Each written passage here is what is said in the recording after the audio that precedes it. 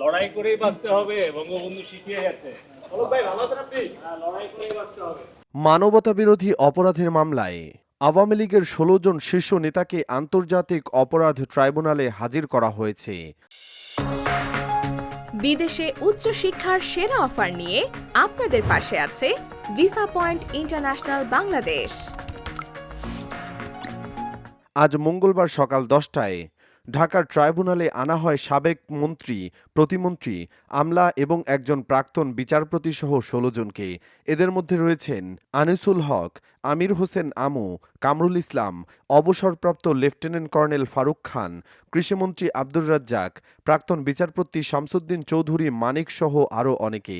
এছাড়াও আদালতে উপস্থিত করা হয়েছে প্রাক্তন স্বরাষ্ট্র সচিব জাহাঙ্গীর আলম, শিক্ষামন্ত্রী দীপুমণি, তথ্য ও যোগাযোগ প্রযুক্তি প্রতিমন্ত্রী জুনায়েদ আহমেদ পলক, শ্রমিক নেতা শাহজাহান খান এবং প্রধানমন্ত্রীর বাণিজ্য বিষয়ক উপদেষ্টা সালমান এফ রহমান সহ আরও অনেকে।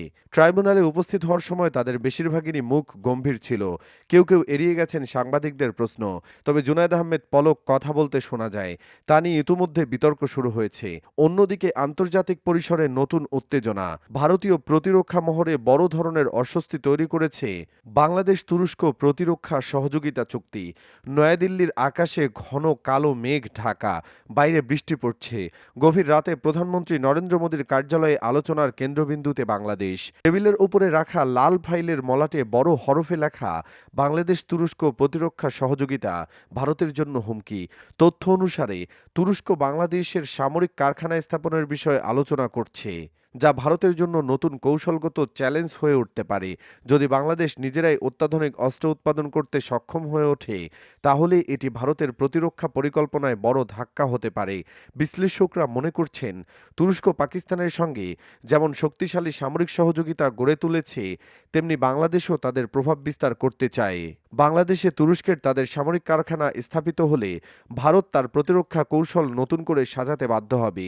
বিশেষ করে বাইরাক্তার TB2 ড্রোন, যা যুদ্ধক্ষেত্রে কার্যকারিতা প্রমাণ করেছে।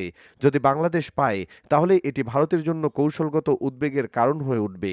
উল্লেখযোগ্যভাবে এই ড্রোনটি আর্মেনিয়া আজারবাইজান যুদ্ধ, লিবিয়ার সংঘর্ষ এবং রাশিয়া ইউক্রেন যুদ্ধে গুরুত্বপূর্ণ ভূমিকা রেখেছে। ভারতীয় সামরিক বিশ্লেষকদের মতে, বাংলাদেশ এই ধরনের ড্রোন হাতে পেলে ভারতীয় প্রতিরক্ষা ব্যবস্থার জন্য নতুন হুমকি তৈরি হবে।